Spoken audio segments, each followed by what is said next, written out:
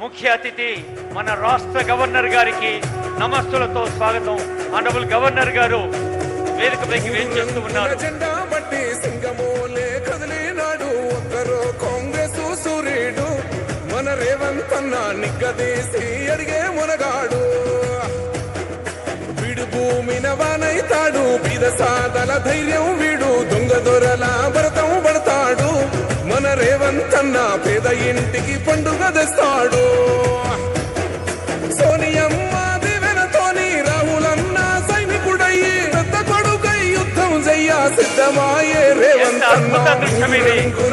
గౌరవనీయులైన గవర్నర్ గారు, గౌరవనీయులైన సీఎం గారు, వేలాది మంది విద్యార్థులు నిగ్గదీసి అడిగే మునగాడు.